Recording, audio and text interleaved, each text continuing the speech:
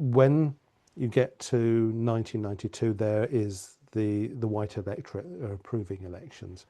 And then 1994, you get the first free elections. You get the ANC with a 62% majority. You've got Mandela forming the government of national coalition. You know all this. You were made head of the Electronic Information Unit, which is basically the government's IT guy bringing them into the digital age. And at the risk of sounding asinine, you could say, well, all men are equal. Apartheid's over. Your work is done now, isn't it? You know, thank you. You sail off in the sunset. It's all done. It's fixed, isn't it? Isn't it?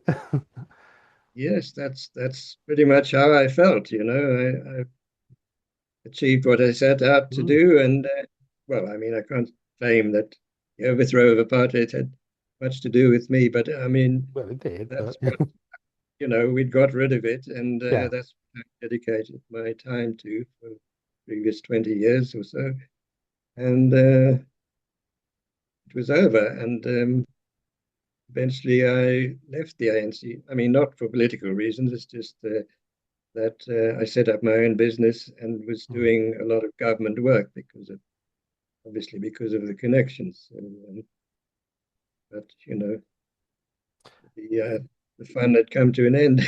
Yeah, I mean, you didn't want to stay on in politics. Yes, that's correct. Uh, Well, I was never really a very political mm, person. I mean, I got mm, involved in this stuff, but for me, it was about getting rid of apartheid and just playing a role. I didn't. I was never one of the political gurus or was invited to go and talk about mm, politics or anything like that. It was just this backroom quiet guy who sat and got things done. And mm. that was my role. And well, we all play roles in these different struggles and so on. And I guess that's the way it is today. Yeah, but Playing it's that an same kind of role. but it's an interesting thing. I mean, a lot of people have said about South Africa since there have been in government, there have been corruption trials, there have been, it hasn't been squeaky clean. People have complained about how the system works now.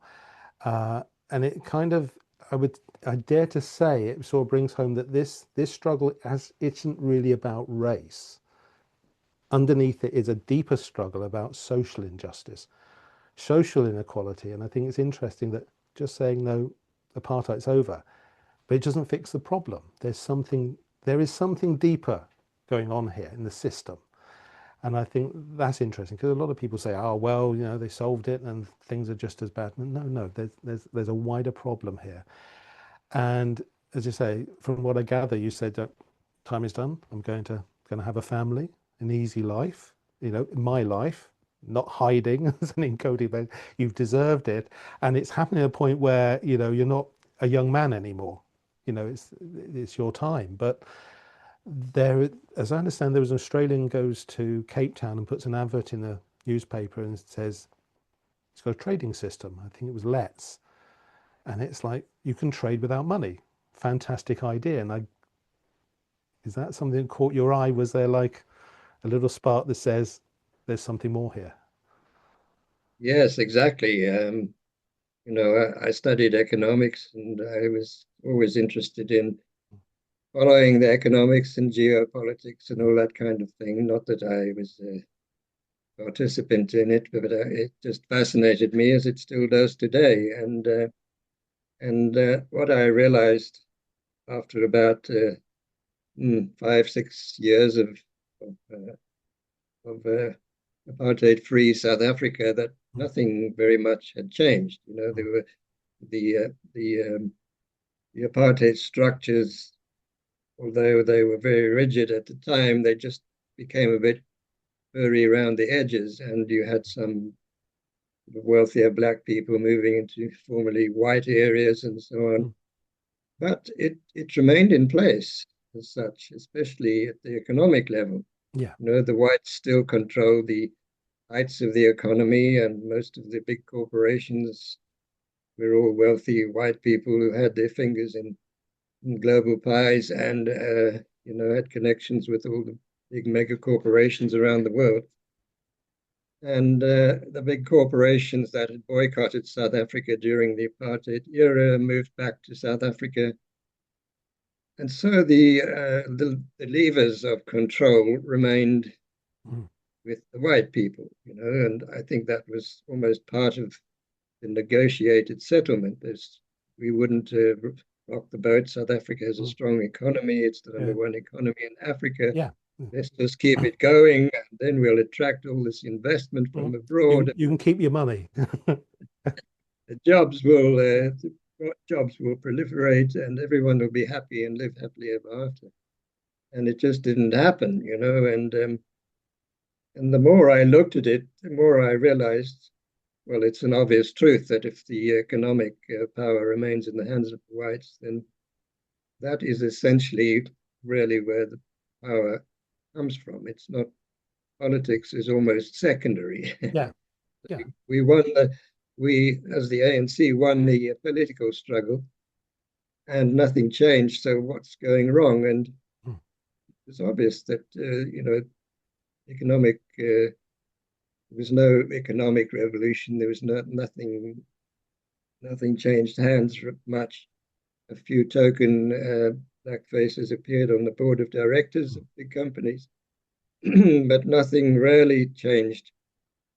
Then I realized, well, it's the money power is the real power. It's not the political power. Well, political power is important if you control the guns, but the economic power is really where the instructions come from. So then I started to look at the nature of money. Well, I understood it to a certain degree, but this guy coming from Australia and setting up the first Let's system, I just found this absolutely fascinating. If you don't need money, then surely people can just create their own local economy, and you don't need to Mm. worry about who owns the Yeah. economy, and you can do it yourself. Well, it strikes me at the heart of your thinking, reading around, that there's a paradigm shift. And I'm going to see if I can summarize it correctly, because I think it's behind all this. It's not just trading. And it's the idea that money is a control system. And the point is, historically, it wasn't always. 1,000 years ago, the power was in the hands of monarchy. It was where you were in that social hierarchy from the monarch. An impoverished prince would have more power than a rich merchant. And then the Industrial Revolution comes along, and that's where money actually takes the lead. And it has been since then for about 250 years. But the point is, it's not actually first thing, it's not an apparatus of state. It's a private commodity, like Snickers bars, sold to you by a private company, a bank. And we could just trade in Snickers bars like kids do in the schoolyard, but we just happen to use these pieces of paper called money. And the idea is these pieces of paper facilitate the exchange system, which is the buying of goods and services, which we need. What Adam Smith says, everyone has a need, everyone can buy the stuff, someone will make it, all things are equal. But instead of using money to buy goods and services, we're using goods and services to acquire money. And the paradigm shift you're saying is, look, we're used to money, we don't see it, but this is what it is. We need to change that. It's the wrong way round, and that's it. We need, and perhaps this money system as it is perhaps the major player behind this social inequality. Really, not so much system, but our perception of it. And that's what I sense is where you're coming from there. Yes, that's correct. I mean, you're talking about the ancient idea of the sort of the CMC paradigm, where you have a commodity and then you have some money Mm. in order to exchange it for another commodity. Yeah. That was the original idea of money, was that it's just a medium to facilitate exchange. Mm. Once that mechanism, the money mechanism, was hijacked, as it were, well, it's always been hijacked right from the beginning. Yeah. It was always the sovereign Mm. who created the money, but majority of the population didn't really engage in any Mm. money system, as it were. Money was really used for trading between the sovereign or the king, the emperor, and the business owners or the owners of property. So the peasants really managed to trade basically through bartering of various kinds. Mm. And it's when, as you say, when the after the bourgeois revolutions in Yeah. Europe and the commercial classes took power and ousted the feudal classes, that money became central. So Mm. they took over the creation of money, as it were, and the first central banks and so on. And then the paradigm shift changed from CMC to MCM. This Mm. is not something I've invented. All the old economists, Adam Smith used this acronym. So then you're starting off with a pile of money and you create some commodities. So the commodity is really the money, and the object of production is more money. So you have started with money, you create some objects which you sell, call them commodities, and then you get more money. So you're profit driven. So the second M has got to be bigger than the first Mm. M. You start off with X amount, and then you want X plus N amount at the end of it. So that's how money works. And as you know, it's essentially a control system, and it always will be, so long as it remains in private hands. So what we're trying to do is not really reinstate CMC, but well, in a sense, do away with money. So most people, when you say do away with money, they say, "Oh, you want to go back to barter?" Like that was the whole point of money, was to get over the. And It, one thing I think that's interesting about when you started up the community exchange system is that you were looking at people in townships still who really didn't have the money, the credit to go anywhere to buy things. And yet they obviously, the goods and services part, the abilities they had. There's a resource here. There isn't the money, but there is the resource here for a trading system.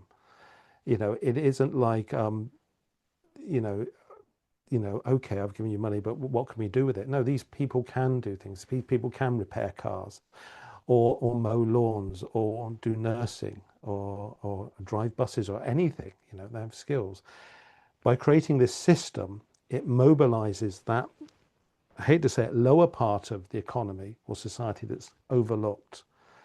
And what's really clever is, whereas Let's is a paper-based system, by being online, you can have it on your phone. It's quicker, it's simpler, and you can do this globally. And that's, I mean, you ran this system in 2002 with Dan Northcott, who was a science teacher, and it was worked as an online system. You've done all the coding, and again, self-taught. And then it goes online officially next year as the Cape Town Talent Exchange. And this is a very different system to Let's. It's a much more sophisticated. Um, and and then, do you remember what the first trade was? well, I did. I don't know exactly which was the first one, but my first trade was servicing someone's car. I changed the oil. Uh, Simple things like that you could Yeah, do. And we've had all kinds of trades on the system. I mean, obviously, it's still a very small hmm, operation compared to the global economy. yeah. So, we're not buying and selling houses and cars and, air tickets and so on. But hopefully, it'll grow. Well, you've got 7,000 members in Cape Town, right? And if I can go over the figures here, um, 2004 you had 700 members, most of them 540 in the Cape Town group. 2006 you had 6,700 members worldwide. In 2010 you created Clearing Central to ease global exchange, because there's a tech thing here. I don't want to go down a wormhole here, but Mm. a group has to, and programming has to be a closed system for this to work. But you want to be able to trade freely with someone in another group across the world. And there's a kind of programming feat where I think I'm trading with you, but I'm actually trading with a virtual person in my group that goes through the wormhole to his twin in your group, and the money goes to you. It's a kind of a long-winded piece of computing that's quite brilliant, but to us, we just think it's direct, and that's quite a breakthrough. 2011, there's 4,000 members in Cape Town. 2013, there's 485 groups in 53 countries. But 2019, now you've got servers. You've got CES International in Cape Town, which is a global server. You've got Taiwan, Australia, because it's doing very well there. There's also a New South Wales server for Time Banks Australia. And then what's I think is interesting here is the Spanish server, which Argentina, Brazil, France, Greece, Italy, Spain, Mexico. So there now are more than 1,000 groups in over 100 countries. But the South America thing, something very interesting is happening there as it's taking off. It's becoming quite a force, isn't it? Yes, yes. In Ecuador, of all places, Mm, I can't really explain it. I think there's an organization there called Proyecto DINEC. I'm not sure what that stands for. It's an mm, acronym. The EC part is Ecuador, obviously. mm, Anyway, the guy there has also been experimenting with all kinds of alternative currencies, and he discovered CES.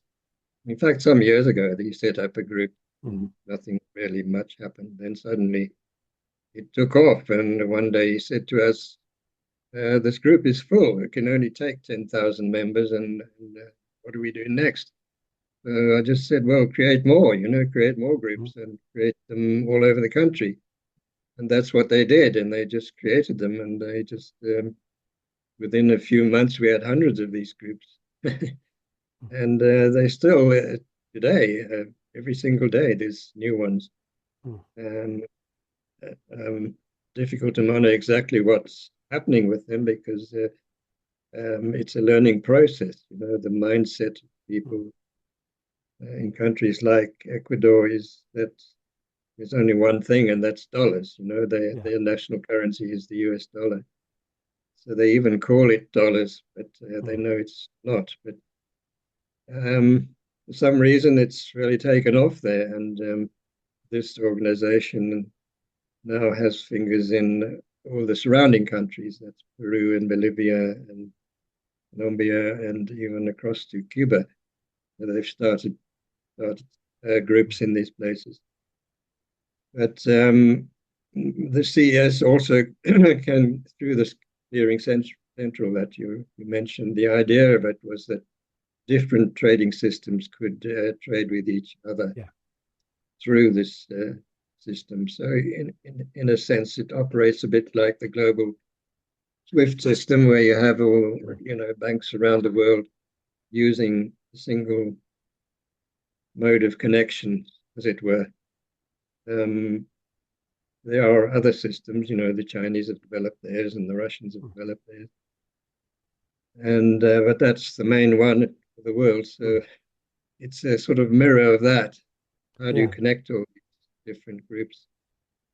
And our object is to keep everything small and Yeah. local.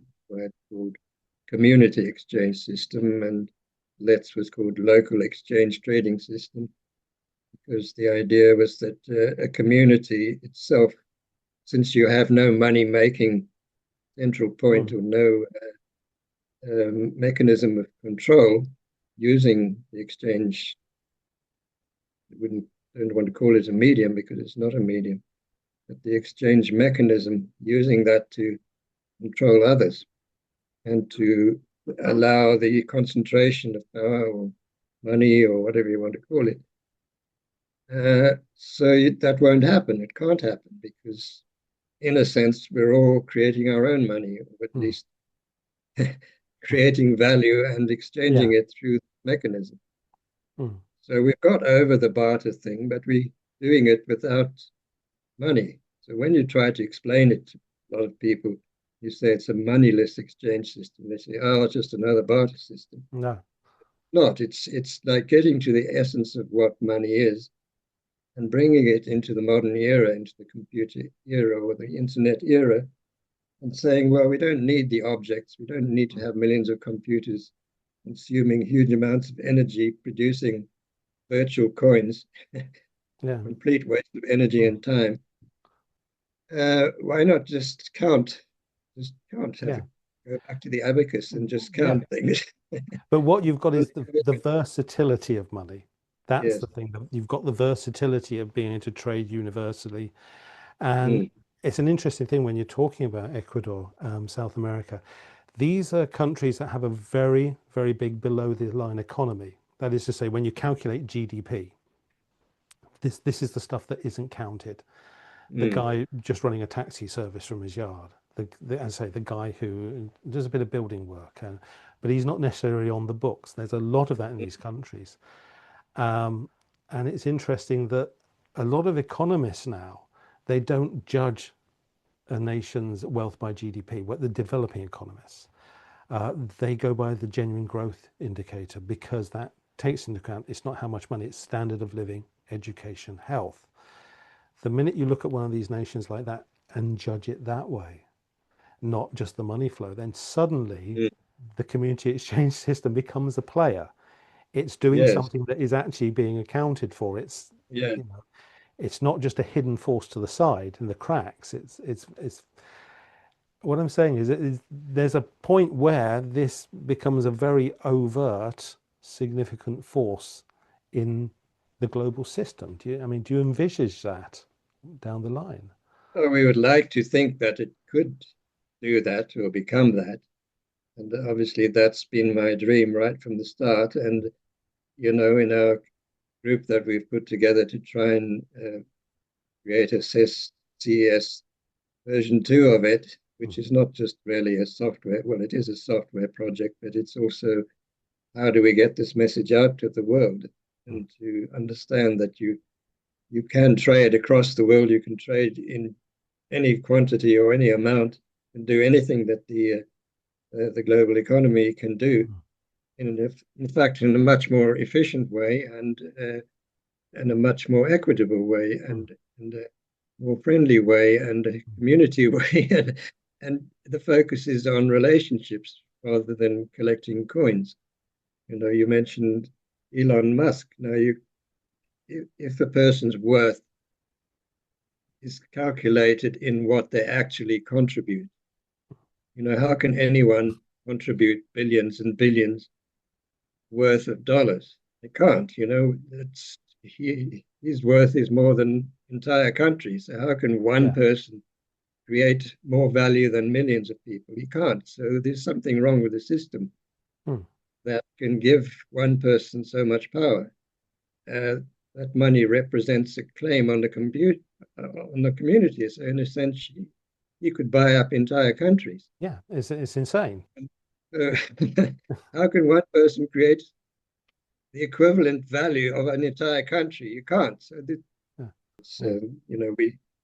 we've always sort of seen it as a kind of lifeboat, Hmm. although we don't like to think of it as we've done this to provide a lifeboat or we're waiting for the global economy to collapse and let's promote collapse and then we can Hmm. take over. Yeah.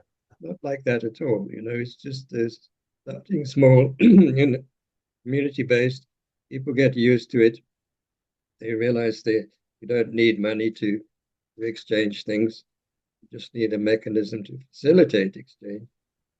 And that's what the system provides. And it can do what money does. Hmm. I give examples of when I traveled to Australia, I had all my accommodation on the system there. And I didn't have to take traveler's Hmm. checks with me or you know, uh, get dollars before I left or anything like that. Hmm. You just go there and you have your thing. You stay in a place for a while, and then they just debit your account, and it's over. It's so clean and so Hmm. smooth. You don't have to wait for days for it to clear through the banks and all that sort of thing. There's no interest charges. There's no middlemen taking a cut here and a cut there Hmm. and Yeah. change rates and all this nonsense. And another thing I wanted to say, I mean, most people know how it works, but to state it, it's still a very simple system. You join, you advertise what you want or what you need. Let's say you're advertising that you mow lawns. Someone comes to you, you thrash out a deal what you think your services as a lawnmower is worth, and you give them a trading slip. They sign it for the value, and that goes in the system. And you can log into this system. You see the adverts. You've got emails. You've got accounts, trading sheets. It's very simple. It's recorded, and it's the interesting thing is you set your value. You're not tied to the gold standard. It's not technically money because money is limited by the amount of gold there is. If money didn't have mm, a limit on it, then it wouldn't be worth anything. So you could say, well, well, talents are ways we can make as many as we want. But I think it's interesting that it's still something that facilitates trading. And I think that's the important bit, how it comes in. But like I say, what you have in Cape Town, what they've got in South America, this is now becoming a part of people's lives, a very practical part. And that's what also interests me because it's something I'm seeing over here in Northern Ireland. It's the social aspect. And you could say that the group I'm in is set up by Olivia and Elaine. It's actually as part of a network of groups across the north coast of Northern mm, Ireland. And you could say, well, a little bit middle class, aren't we? But Northern Ireland's a little bit like Texas, culturally, economically. The thing that it's not San Francisco. People have very, very conservative attitudes. There is a kind of a conservative hegemony that, people will not believe it, but these attitudes prevail. And traditionally, we've of course had the divide between the Catholic and Protestant community. And I know people watching this will think he's not going to mention the T word, the Troubles, but it's just a fact. We have power sharing now, but there's still a divide. It's Catholic political parties in government with Protestant ones. mm, We've never had a Mandela who says, "I speak for everyone." We haven't had that change, and most people I know live in one community or the other, and they don't go outside it, not because they're bigoted, but because it makes life easier. Because we have a phrase, you don't want to put your head above the parapet. And when I joined this group, it was with people where that didn't matter. They were beyond those attitudes. mm, That question that I've always faced, having an English accent, and my dad's Northern Irish, I've lived here most of my life, but as my partner says, I carry a loaded accent on me. I don't have to answer that question of, why am I here? What, and I'll have things explained to me. It was just, no, no, we're moving forward. We think differently. This is about people across the North Coast interacting, helping each other. A brilliant thing that Olivier and Elaine have organized are the work days. And it's like the Amish, barn building in a day kind of thing. We had terrible mm, storms earlier this year, worst storms ever, forests mm, decimated. And they got together and they're clearing these damn big trees using heavy mm, equipment. People you'd never think would do that kind of thing. So that's wonderful. I'm seeing people involved in each other's lives, and I'm seeing people from one town involved in the workings of a community in another town, which mm. this society is a big deal. Um, and that part attracts me to this group. In 25 years of living here permanently, I've never seen anything like that. And there's a part of Mm, me thinking, there's the money part side, there's the economic side, the trading side, and there's a part of me thinks we could be trading baseball cards. The fact that we're talking together and integrating and working on this level, that that I think for Olivia and Elaine to do that's an incredible achievement, and I kind of you must be seeing an element of that as well, social change. oh, yes, we do. We have regular markets as well. And, they're almost just more of a social gathering rather than a trading Hmm. experience. I, sometimes we have markets where there's a regular market. So maybe on the one side of the road is our talent market, on the other side is the regular South African rand market. And you can feel the difference just by attending the one. You go across to the one and they're all looking at you. And you want to buy some of this or this or this, they want to just get your money out of you. Hmm. The other side, it's all relaxed. The stall holder doesn't even have to be there.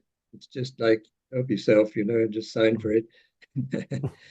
And it's a completely different vibe, and mm, many of our markets, people just come there and they don't even buy anything or receive anything. They just come there to chat because it's that sense of community.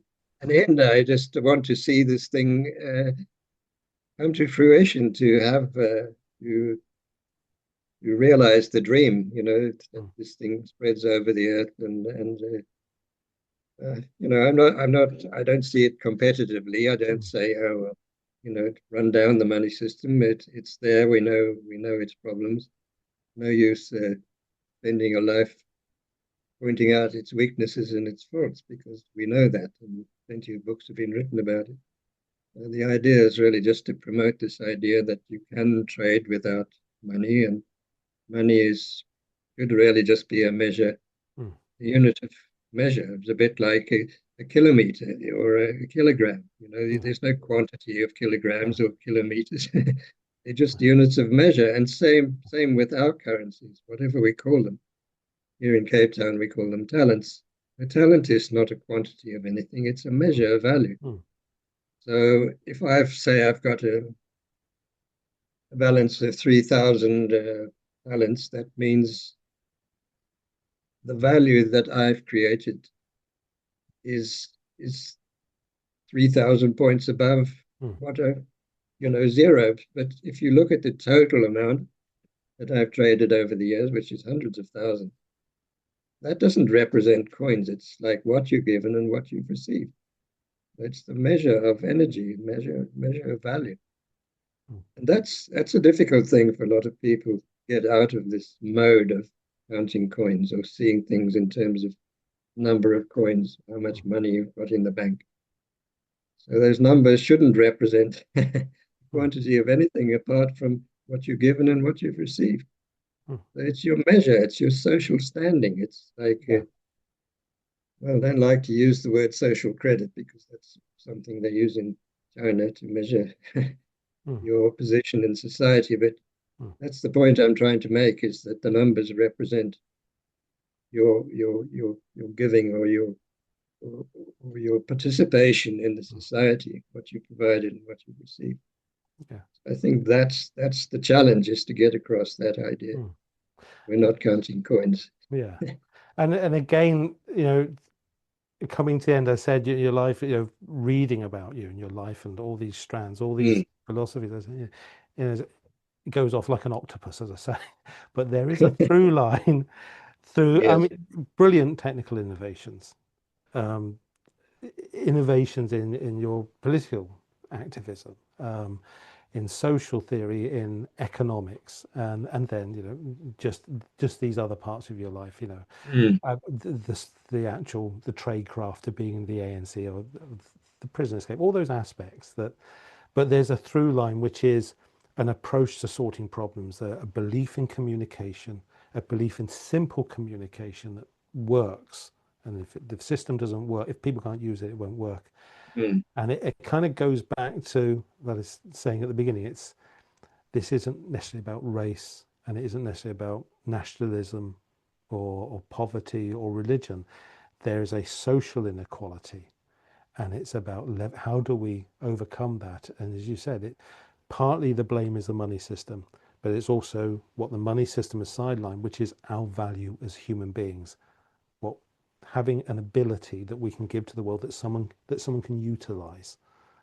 And it's kind of, to me, it's not like you've done all these different things. It's the mm, same through line, that this is your work with the ANC, this is your work with Vula. It comes mm. through to this point. It's kind of must be satisfying that you can have this kind of resolution in the end, in a sense. Yeah, the core of the philosophy that I've always used to drive these projects, the same with the escape and with the Vula and with the community exchange system, is that you can't plan this thing up front. That was one of the challenges in the prison. The other prisoners said, just plan this thing out first. Why have you got to do all this stuff? Like, oh, you're making keys all the time. You're just going to get caught and you're going to cause problems for all of us. Just think it out and then do it. I said, it doesn't work like that because you don't know what's beyond the next door, as it were, Mm. next Yeah. hurdle. So if you see each door as a hurdle or a barrier, you don't know what's on the other side there. Mm. How can you plan this thing? I told you it's a metaphor, isn't No it? idea. The same with the Vula thing, you're faced with a challenge. How do we communicate? Let's try this. Oh, it doesn't work. Let's try that. Oh, that works. And you just build it up into a system, and eventually, through practice, it you end up with something. And keep it as simple as possible. Not go. Make your keys out of wood. Don't Mm. try and smuggle in a welding system or Yeah.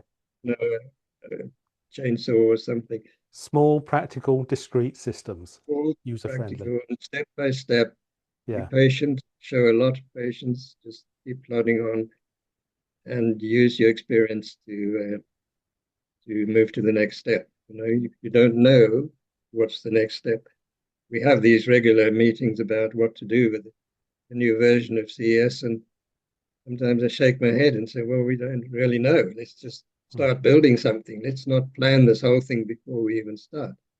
Mm. And that's the challenge is many people just want to have it all worked out, Yeah. step by step by step by step before Has to we has to even build has to be organic and evolve. organic. Yeah. Just start building. If it doesn't work, well, then change it Mm. until it does work. Yeah. You That's my can't approach. and you can't plan too much because people have got to work with it, and it comes down to Yeah, people, human nature. you really don't understand how people are gonna take to it. Mm. You can imagine it. You just don't know. Okay. Okay. Well, Tim Jenkin, thank you for your work. Thank you for your patience. I think you're the man who weaponized patience, we can say, over your looking at your career. Yeah, definitely. And thank you for your time.